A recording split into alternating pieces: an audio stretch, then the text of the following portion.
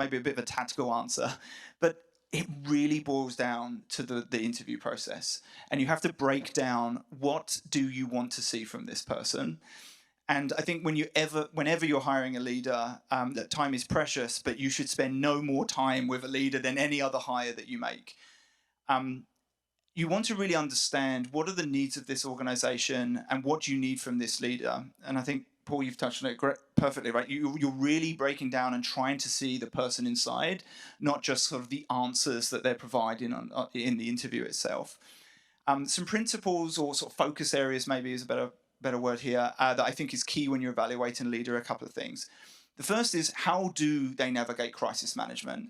Really understand a previous crisis that they've worked through, the decisions that they made, and what were the overall outcomes. And those outcomes can't just be rosy, they have to be anchored in data. Where did you see you move the needle? Where did you have to get out of the red into the black?